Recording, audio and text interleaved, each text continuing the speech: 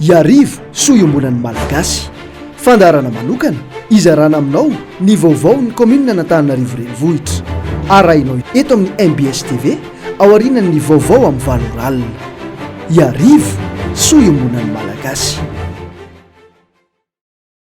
Anisan'ireo toerana amin'ny faritra iva eto an-drenivohitra ny ety atetezana vovoany voalohany tsy mahatsiaro miady irery amin'ny fiainana ny olona ety satria manampy azy ireo ny kominina Antananarivo renivohitra tarihan'ny ben'ny tanàna Ramatoa Lalora Valomanana.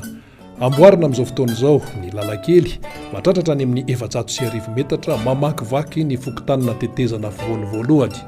Miay ihany izany asa izany mazava loatra ny kominina Antananarivo renivohitra fa misy ihany koa ny tantsorika izay andreketan'ny fokotany toy ny fanomezana ireo olona izay manao ny asa. Ahitambokany tsara ihany koa mandritra an'izany ny fiarah-miasa amin'ny fikambanana Mandroso 3.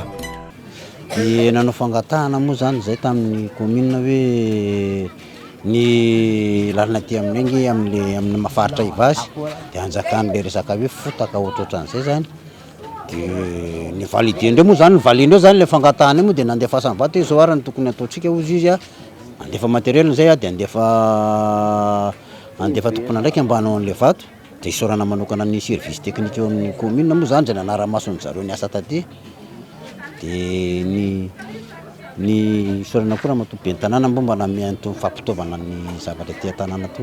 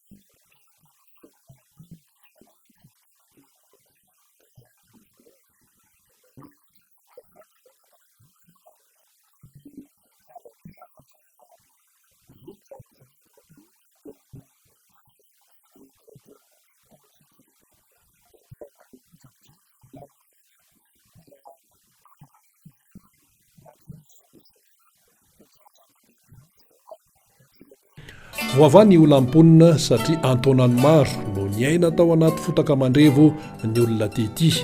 Ankehitriny kosa dia velombolo manoloana ny asa fanamboarana orary vato ny lalakely natetezana voany voalohany.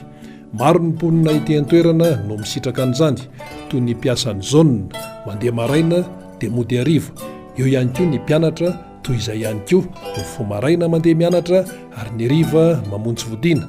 Ny mpiantsena sy ny mpikarakara tokantrano ary eo ihany koa ny mpitaona entana izay maro dia maro ety an-toerana sy ny mpatsaka rano ary mandeha amin'izany lalakely izany ihany koa ny mpiasa birao mamonjy asa sy mamonjy fodiana.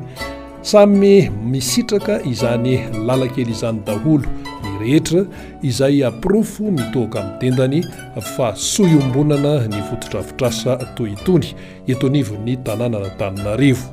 Misy sekteur 5 antetezana voany voalohany. Maro ny tanora eo amin'ny 520 ka hatramin'ny 530 taona izay afaka mampandroso tsara ny tanàna rehetra rehefa manana ny toe-tsaina vonin-kivoatra mba tsy ho lasa hoenta mavesatra.